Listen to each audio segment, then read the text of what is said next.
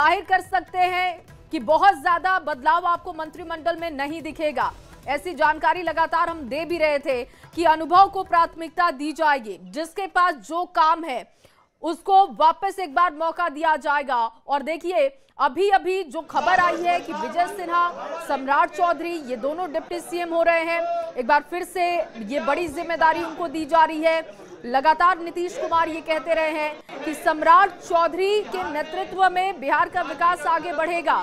ऐसा लग रहा था कि संकेत पहले से थे कि अगर सरकार बन रही है तो फिर ये बड़ी जिम्मेदारी उन्हीं को ट्रांसफर होगी। सरकार बन गई और फिर अब देखिए अब वो जिम्मेदारी भी उनको दे दी गई है। तो सम्राट चौधरी, विजय सिन्हा के पास डिप्टी सीएम का पद होगा, ये क्लियर हो चुका है। बैठक की तस्वीरें लगातार हम आपको दिखा रहे हैं। एक्सक्लूसिव तस्वीरें न्यूज़ 18 बिहार झारखंड पर आप देख पा रहे हैं, जहां पर बीजेपी विधायक दल का नेता चुना गया है, उपनेता चुना गया है।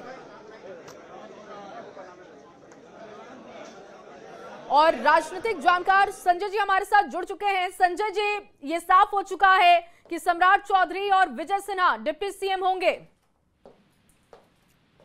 जी बिल्कुल, इसकी संभावना तो देखी ही जा रही थी ना कि जिस तरह से इन लोगों ने परफॉर्म करके दिखाया है चुनाव में, और जिसको कहते हैं लैंडस्लाइड विक्ट्री मिली है बिहार में, तो लग ही रहा था कि हाँ इनको रिपीट किया जाएगा। क्योंकि कल ही विजय सिन्हा ने जिस तरह से गुलदस्ता भेंट करके प्रेम कुमार को शुभकामना दी, जी, लेकिन क्या मायने लग रहे हैं इसके? अगर इस तस्वीर को देखा जाए तो क्या अनुभव को प्राथमिकता दी गई है? निर्वाचित करने का प्रस्ताव किया और भारतीय जनता पार्टी के विधायक दल ने सर्वसम्मति से श्री सम्राट चौधरी जी को विधायक दल का नेता चुनने का समर्थन किया है। और हमारे उप नेता के लिए जो उप मुख्यमंत्री के रूप में शानदार कार्य करने का काम किया है, बहुत ही वरिष्ठ नेता हैं आदरणीय श्री विजय कुमार सिन्हा जी, उनके नाम का भी प्रस्ताव आया है और सर्वसम्मति से समर्थन मिला। मैं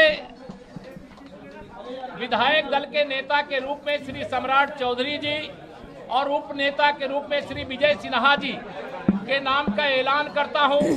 यह जोड़ी, विजय सिन्हा जी आइए मंच पर, यह जोड़ी हिट भी है और हिट भी है।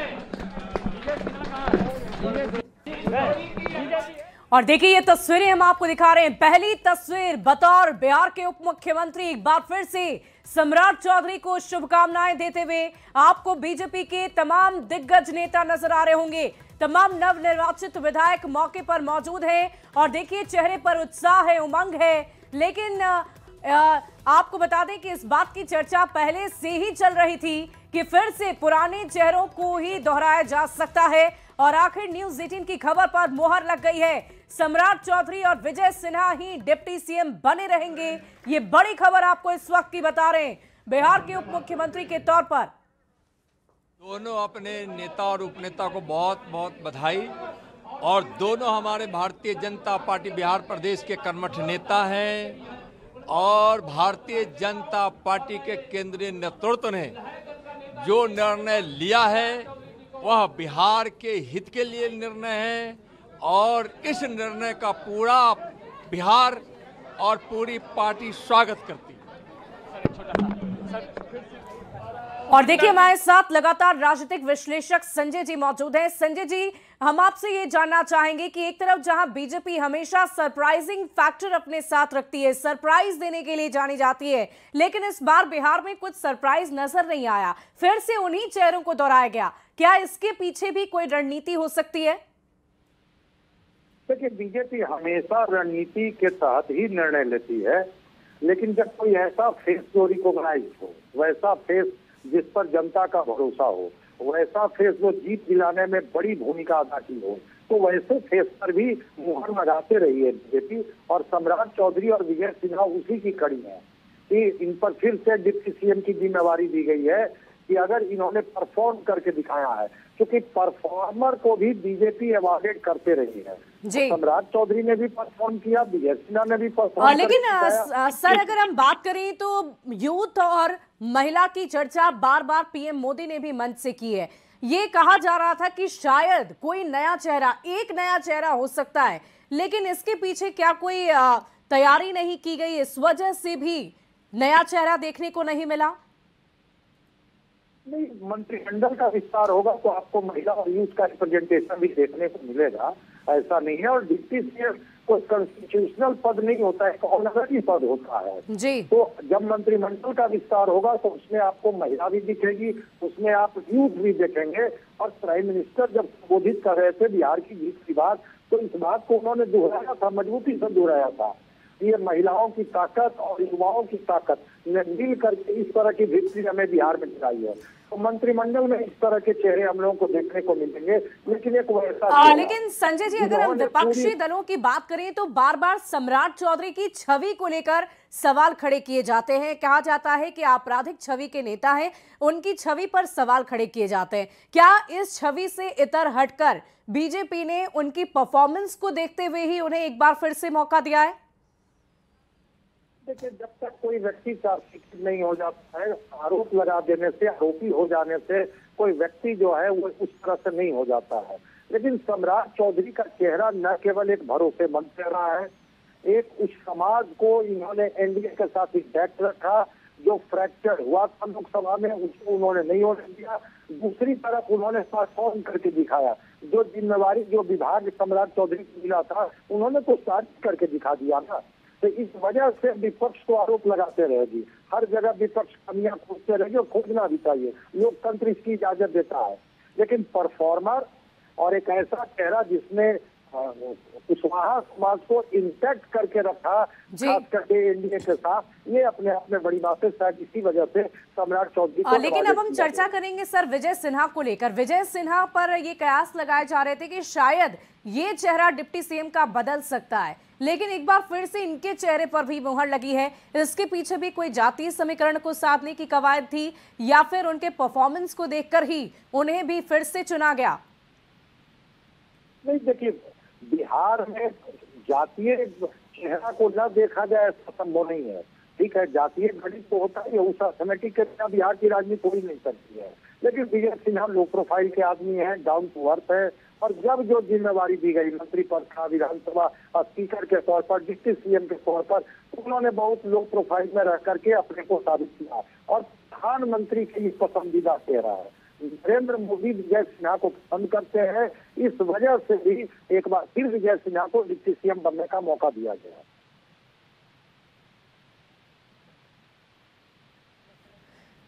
और देखिए संजय जी लगातार हमारे साथ बने हुए। संजय जी, क्योंकि अभी आपने स्पीकर की बात की, बतौर स्पीकर भी विजय सिन्हा ने काम किया है, लेकिन बीजेपी की तरफ से सीनियर लीडर प्रेम कुमार का नाम सामने आ रहा है, तो क्या इस रेस में कोई और भी नाम हो सकते हैं या फिर प्रेम कुमार पे ही बीजेपी मुहर लगा देगी?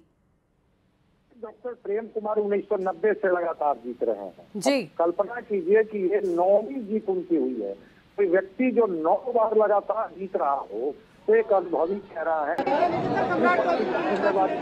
हाँ, बहुत बधाई, बहुत शुभकामना है।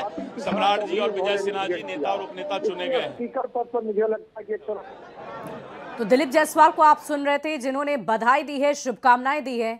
और देखिए अभी बीजेपी दफ्तर में काफी हलचल चल रही है, सभी नेता बधाई और शुभकामना दे रहे हैं। की बैठक हुई और इसमें सर्वसम्मति से श्री सम्राट चौधरी जी को विधानमंडल दल का नेता और श्री विजय सिन्हा जी को उपनेता चुना गया।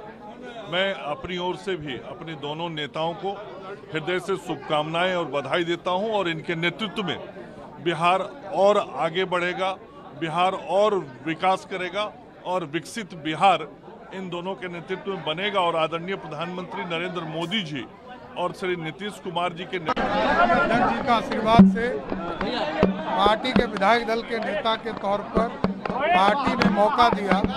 पार्टी के बिहार पूरे संकल्प से विकास की ओर आगे बढ़ेगा।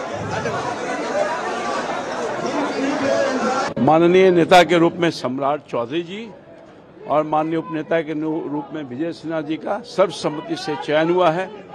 और मैं समझता हूं पिछले बार भी इनके नेतृत्व में लगातार बिहार का विकास होता रहा। इस बार और तेज रफ्तार से बिहार का नेतृत्व इनके दोनों नेताओं के बिहार रफ्तार के साथ विकास करेगी।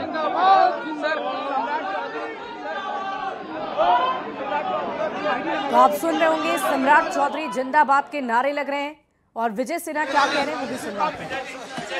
चलिए क्या कहेंगे? क्या कहिएगा सर? जिंदाबाद सम्राट चौधरी जिंदाबाद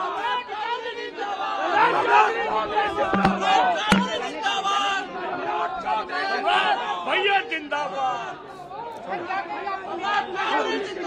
पार्टी को बहुत धन्यवाद देता हूं। पार्टी ने इतना बड़ा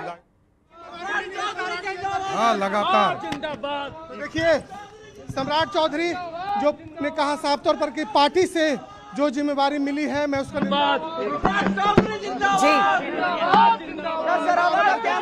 बात को लेकर उत्साहित है कि एक बार फिर से सम्राट चौधरी के विधायक दल के नेता के रूप में श्री सम्राट चौधरी जी और उप नेता के रूप में श्री विजय सिन्हा जी का चुनाव सर्वसम्मति से विधायक दल की इस बैठक में की गई है।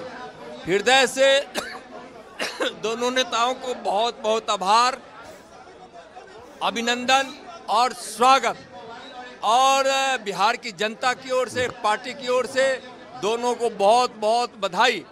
और केंद्रीय नेतृत्व ने अपने पार्टी के 2 कर्मठ नेताओं को नेता और उपनेता के रूप में चयन की है, उसका भी अभिनंदन, स्वागत।